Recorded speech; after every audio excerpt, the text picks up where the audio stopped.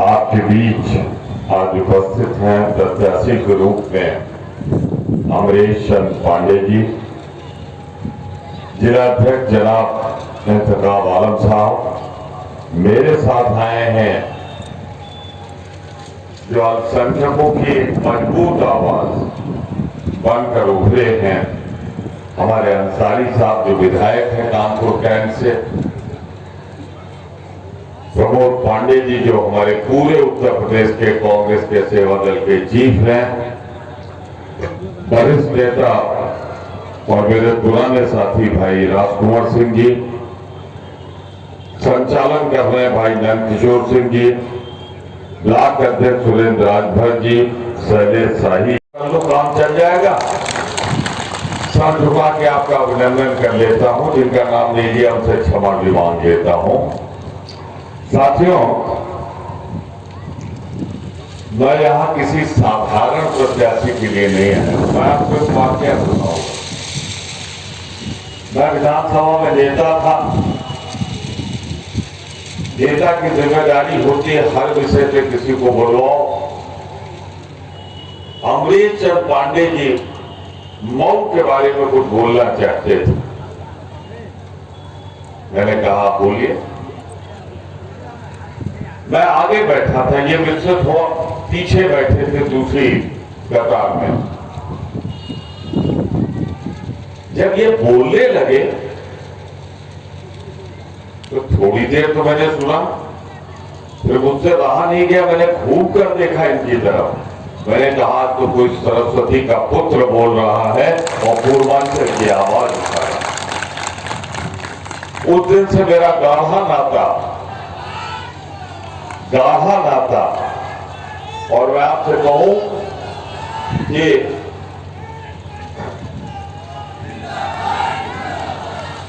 मैंने अपनी जिंदगी में 3-4 लोगों को इस संसदीय परंपरा का धनी माना है। नरेंद्र तिवारी जी को सुना है मैंने, रविन्द्रनाथ तिवारी जी को सुना है मैंने, मेरे एक दोस्त होते थे रियासत जैदी साहब को सुना है मैंने, लेकिन अगर चौथा कोई नाम है तो अमरीश पांडे का नाम है। तो विधानसभा में जब बोलते थे विधानसभा में, तो सरकार तो लगता था कोई पूर्वांचल का शेर बोल रहा है, पूर्वांचल का किसान बोल रहा है। और क्यों ना बोलते, जिसकी रगों में स्वतंत्रता संग्राम सेनानी का खून हो, जिसने जेल की यातनाएं ये सोच के नहीं कि आज हम जेल जा रहे हैं तो हमारा देश आजाद हो जाएगा, बल्कि जेल इसलिए गए थे, वो सालों रहे थे कि आप आजाद हो जाए, हमारा पूर्वांचल आजाद हो जाए। दोस्तों, मेरे बारे में तो कहा जाता है, मैं बहुत खुलकर बोलता हूं, आज कोई श्रेय ले, लेकिन अगर पूर्वांचल की ये धरती न होती तो हिंदुस्तान कभी आजाद नहीं होता।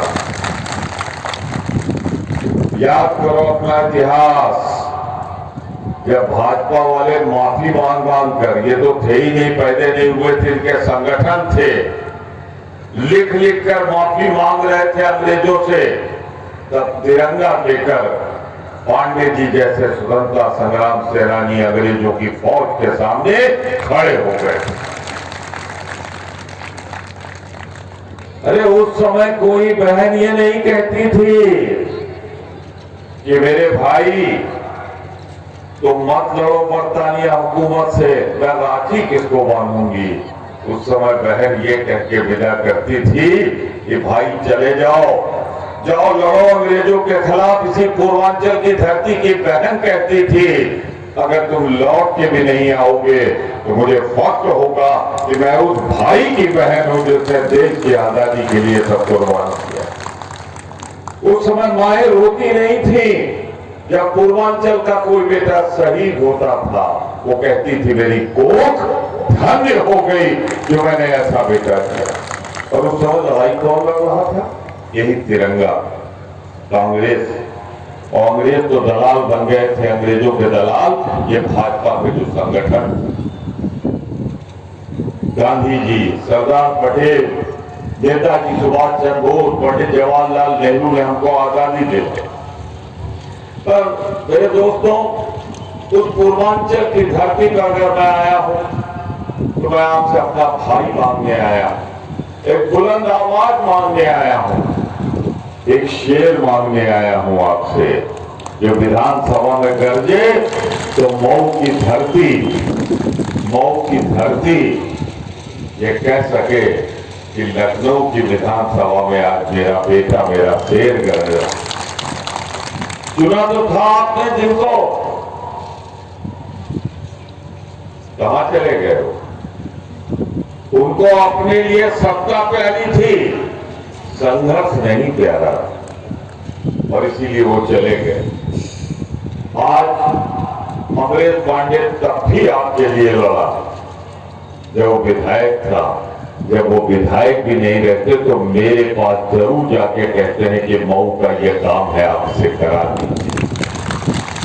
तो आप खुद फैसला कीजिए कि आपका सच्चा हमदर्द बेटा कौन है और सत्ता का भूखा कौन, जो सत्ता के लिए आपको छोड़ दे।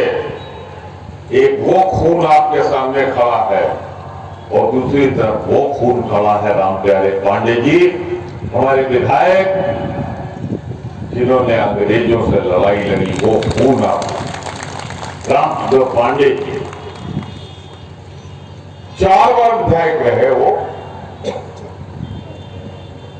2 बार अंग्रेज जी रहे। पर मुझे एक वाकया याद है, किसी बड़े नेता ने मुझे बताया, मैं विद्यालय में आया था। पांडे जी के पिता जीवन की आखिरी सांस तक एक टूटी साइकिल पे चलते रहे। उन्होंने कमाया नहीं बल्कि गंवाया। कहां तुलना कर रहे हैं आप? भूल मत करना, किसी खामोश गुड्डे को मत बेच देना। वहां मैंने गुड्डा नहीं गुड्डे कहा है। भेजना उसको जब भूले तो आपकी छाती चौड़ी हो जाए और लगे कि हाँ मऊ का शेर गरज रहा है। तो मेरे साथियों, मैंने बहुत दुनिया देखी है। 10 बार चुनाव लड़ा हूं, जनता के आशीर्वाद से 10 बार जीता। आज तक मेरा रिकॉर्ड कोई तोड़ नहीं पाया। अब मेरी बेटी 2 बार से चुनाव लड़ रही है, दोनों बार जीती है, और आप सबका आशीर्वाद होगा तो रिकॉर्ड वोट से फिर जीत जाएगी। तो मैं आपसे एक चीज कहना चाहता हूं, कल रात मैं सो नहीं पाया, सारी रात टेलीविजन देखता रहा। उन बच्चों की करुण पुकार सुनता रहा जो यूक्रेन में फंसे हुए। उन कह रहे हैं वो कि एक बिस्किट पे हम दिन भर गुजारा कर रहे हैं, पानी नहीं उनके पास, बिजली नहीं है, वो वहीं से बर्फ इकट्ठा करते हैं, उसको पिघलाते हैं, तब पानी पी रहे हैं। ये कहानी 10-12 दिन से चल रही है। एक तरफ हमारे भविष्य, एक तरफ हमारे बच्चे मौत और जिंदगी के बीच में यूक्रेन में झूल रहे हैं। उस समय हमारा प्रधानमंत्री मॉस्को न जाकर काशी में चुनाव प्रचार कर रहा है। काश आज इंदिरा गांधी होती, काश आज राजीव गांधी होते। मैं तो कहता हूं काश आज अगर अटल बिहारी वाजपेयी भी होते तो वो चुनाव प्रचार छोड़कर मॉस्को जाके अपने बच्चों को निकालने के लिए सिर्फ पैसे मांगे। पर मोदी जी की अपनी समस्या है। उत्तर प्रदेश तो गया, 5 दिन बाकी है। 10 मार्च का सूरज देख लेना, जब निकलेगा तो भाजपा की सरकार होगी। और जैसे जैसे 11 बजेगा, 12 बजेगा, 1 बजेगा, 2 बजेगा, सूरज डूबने लगेगा, उसी के साथ इस पापी सरकार का अंत हो जाएगा, पाप के साम्राज्य का अंत हो जाएगा। क्यों कह रहा हूं मैं पापी?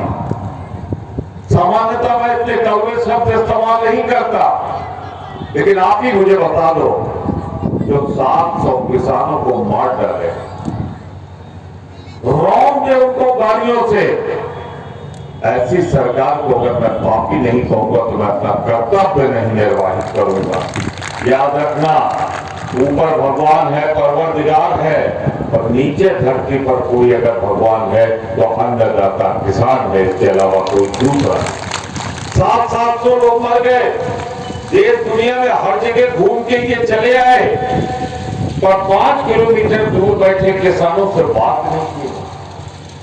13 महीने बाद तो मैं धन्यवाद दूंगा ये 5 राज्यों के चुनाव को और उनकी इंटेलिजेंस की रिपोर्ट को कि अगर किसानों की मांग नहीं मानी गई तो 5 राज्य हार जाओगे। तो मजबूरन उन्होंने वापस लिया, लेकिन अब भी कह रहे हैं सही समय पर सही कदम उठाएंगे। तो इन्होंने वापस इसलिए नहीं लिया कि ये वापस लेना चाहते थे, ये तो अडानी के हाथों आपकी जमीन को गिरवी रखना चाहते थे, आपकी जमीन को बेचना चाहते। तब आप वही तय करता, आप क्या बोओगे, क्या जोतोगे, किस भाव खरीदेंगे। वो आप तो सिर्फ मजदूर बन के रह जाते। आप अपने खेत के मालिकाना हक के मालिक न रह जाते। अरे जिस कांग्रेस ने जमींदारी खत्म की थी उसका सपना टूट जाता अगर ये इनको खतरा न होता। तो मैं आपसे कहना चाहता हूं कि जरा एक नजर डालो। मैंने इसीलिए कहा एक पापी सरकार का अंत होगा। जरा सोचो, जिनको रौंदा है इनके गृह राज्य मंत्री ने, उनके बेटे ने, उनकी माओं का शाप व्यर्थ नहीं जाएगा और ये योगी की सरकार जाएगी। पर जरा सा आप भी तो सोचो, हमारे जमाने में तो $170 पर बैरल कच्चा तेल था, फिर भी हमने 55 रुपया के ऊपर पेट्रोल नहीं जाने दिया था। और डीजल याद करो, कांग्रेस के जमाने में पेट्रोल से आधे पे बिकता था। पेट्रोल और डीजल के दाम में हम फर्क रखते थे। क्यों मालूम है कि अगर जुताई करने जाए किसान ट्रैक्टर से तो डीजल लगेगा, सिंचाई करेगा तो डीजल लगेगा पंपिंग सेट में, और अगर मड़ाई भी करने जाएगा तो अब तो मशीनों में डीजल लगता है, और अगर ढुलाई भी करेगा तो डीजल लगता था। हम चाहते थे किसान पर बोझा कम हो, इसीलिए हम डीजल का दाम आधा और कम रखते थे। पर मोदी को किसानों से मतलब नहीं, योगी को किसानों से मतलब नहीं, इनको तो टाटा बिरला डालमिया अंबानी प्यारे। आप याद करो, कांग्रेस के जमाने में रिलायंस के पेट्रोल पंपों पे ताला लग गया था, हमने कहा हम नहीं बेचने देंगे 50-55 के ऊपर। याद करो, अगर आपके यहां कहीं रिलायंस का पेट्रोल पंप हो तो, लेकिन ये सब्सिडी नहीं दे रहे हैं। आने दो कांग्रेस की सरकार, हमारा वादा है, 2 वादा है प्रियंका गांधी का, वो आई थी आपके, वो वहीं जा रही जहां सीट बिल्कुल पक्की है। उनकी रिपोर्ट है कि अमरीश पांडे जीत कर जा रहा है, इसलिए यहां आई थी। अमरीश पांडे प्रमोद तिवारी, अमरीश पांडे प्रमोद तिवारी आई थी और उन्होंने मुझसे कहा, प्रमोद जी परसों एक बार अमरीश जी के यहां चले जाओ। मुझे बहुत अच्छा लगा, वो सीधा है, स्वतंत्रता संग्राम सेनानी के परिवार का है। फिर कह देना मऊ की जनता से उनको कम जरूरत होगी, प्रियंका गांधी को अमरीश की ज्यादा जरूरत है। अब इशारा समझ लो, इशारा समझ लो। 10 के बाद कोई अगर सरकार बनेगी तो क्या अमरीश पांडे के बगैर बन जाएगी? मैं आपसे वादा करता हूं कि तीसरी बार विधायक बना के भेज दो, मंत्री बनाकर मैं वापस भेजूंगा। ही मेरा वादा। पेट्रोल डीजल की हालत तो यह है, लेकिन आप जरा एक चीज बताओ, अभी 10 रुपया कम हुआ ना, कैसे कम हुआ? राजस्थान और हिमाचल में 6 उपचुनाव हुए और 6 में भाजपा हार गई और 6 में कांग्रेस जीत गई। जयराम ठाकुर हिमाचल के मुख्यमंत्री ने कहा, हम अपनी कमियों से नहीं हारे हैं, ये जो पेट्रोल डीजल का दाम बढ़ा इसकी वजह से हारे। उसका बयान है। नतीजा क्या हुआ? मोदी जी ने 10 रुपया और 5 रुपया कम कर दिया। ये मेरे पूर्वांचल के भाइयों, दिमाग तुमसे ज्यादा किसी के पास हिंदुस्तान में नहीं है। अगर 6 सीट हारने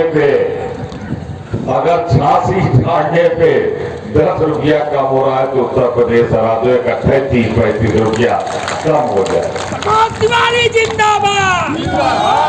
अरे आप छोड़ो पेट्रोल डीजल अपनी जगह, जरा मुझे बताओ गैस के सिलेंडर का दाम आजकल क्या हो गया?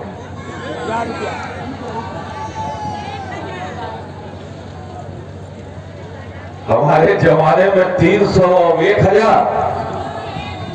सुन लो, 1000 नहीं रहेगा अगर भाजपा जीतेगी तो। प्रस्ताव पड़ा हुआ है 15 रुपया पेट्रोल का और 100 रुपया इसी 7 मार्च के बाद बढ़ जाएगा अगर आपने इनको नहीं कराया तो। हमारा वादा है कि हम आएंगे, कांग्रेस आएगी तो 2 बड़े काम करेगी। एक तो ये पेट्रोल डीजल का दाम फिर वापस वहीं ले जाएगी जहां हमने छोड़ा था, और दूसरा ये मेरा ऐलान है, प्रियंका गांधी का ऐलान है, 10 दिन के बाद 11वें दिन का सूरज उगने नहीं पाएगा, उससे पहले सारे किसानों का कर्जा हम माफ करें, सारा कर्जा हम माफ करें। भाजपा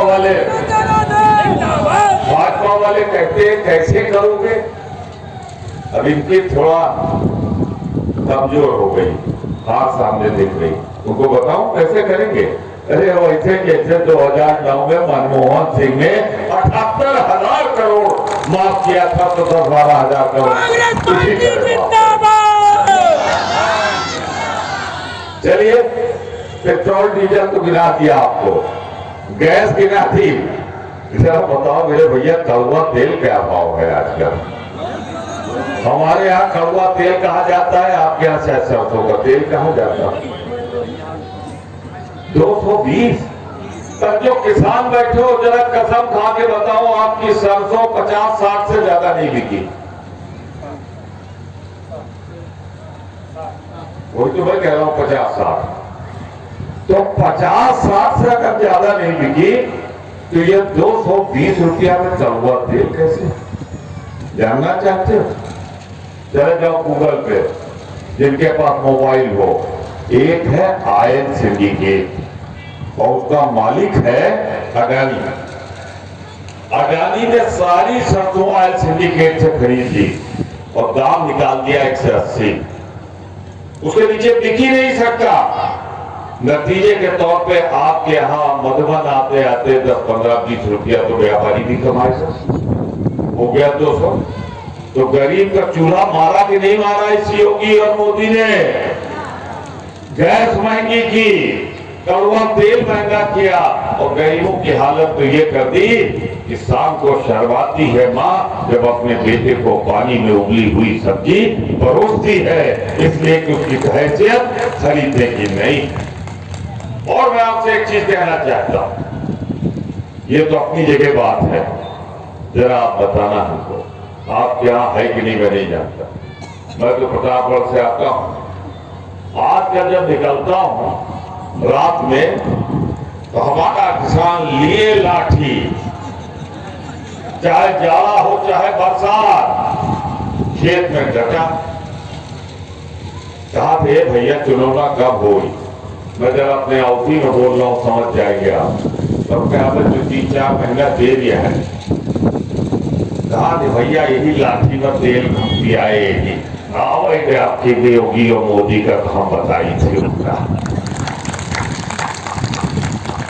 अरे आपका खेत चला ले रहे हैं और दूसरा धोखा दे रहे हैं कि हम फ्री राशन दे रहे हैं। जाके अभी दुकान में पढ़ लेना अपने कोठेदार से, ये राशन 31 मार्च तक का है। चुनाव के बाद खत्म, लेकिन कांग्रेस की सरकार आएगी तो प्रियंका गांधी का वादा है, जो छूट गए उनको भी जोड़ेंगे, ये बंद नहीं होगा, फ्री राशन चलता रहेगा। कांग्रेस पार्टी जिंदाबाद, लेकिन फिर प्रियंका दीदी, लेकिन फिर मैं भी पूर्वांचल का हूं, वहां से एक छोटी सी रिश्तेदारी है मेरी, ससुराल देवरिया में। तो मैं आपसे एक ही चीज कहने आया हूं, एक फार्मूला अख्तियार कर लो। अगर योगी मोदी ने तुम्हारा खेत चराया है तो 7 तारीख को उनका खेत ऐसा चलो कि तुम्हारा पनपने लायक 10-15 साल का रखे। और हमारा वादा है कि 2 महीने से ज्यादा हम नहीं देंगे। 2 महीनों के अंदर छोटा जानवर की समस्या का समाधान कर देंगे। कैसे, वो भी फार्मूला बताए दे रहा हूं। आजकल क्या होगा मालूम, मेरी बेटी विधायक है, कांग्रेस विधानमंडल दल की नेता है, आदत तो बड़ी। तो जब वो लाती है साहित्य विधानसभा का बजट लाती, तो मैं पढ़ता हूं, मैं कहता हूं मोना, इसमें तो खरबों रुपए भूसा चारा का है, इतना तो हमारे जमाने में नहीं था। तो कह रही गौशाला के लिए खरबों अरबों है। तो मैं कहता हूं मैंने तो कोई गौशाला चलते देखी नहीं। तो वो कहती है कागज पे है, मैं बताऊं क्या चक्कर है, ये छोटा जानवर क्यों आ रहे हैं। ये जो गौशाला है ना, इसका भूसा चारा गाय माता नहीं खा रही है, ये बीजेपी के दलाल खा जा रहे हैं, बीजेपी के दलाल खा जा रहे हैं। और तौलुआ लेना, गाय दुबली हो रही है, बीजेपी का दलाल मोटा हो रहा है। आप देखना अपने अगल बगल दाएं बाएं। मैं आपसे इतना ही कहूंगा कि छोटा जानवर की समस्या से मुक्ति हम वैसे दिलाएंगे जैसे छत्तीसगढ़ में हमने दिलाया, जो हमारी सरकार है। वहां गोबर खरीदते 2 रुपया किलो और फिर उसको बना दो तो 10 रुपया किलो। अब जब घर बैठे बैठे 20, 25, 30 रुपया मिलेगा तो कौन अपने दरवाजे से जानवर को हाँकेगा। अरे इरादा होना चाहिए, आने तो हमको, हम इनकी गर्दन दबाएंगे, पेट दबाएंगे और भूसा चारा जो खाया है बीजेपी वालों से निकाल के गौशाला में पहुंचाएंगे, ये हमारा वादा है। साथियों, इसमें दिक्कत सिर्फ एक, गलती उनकी नहीं है, भाजपा वालों की, गलती हमारी। अरे इनका गृह मंत्री क्या कहता है, कितना अकलमंद है, इसी से अंदाजा लगा लो।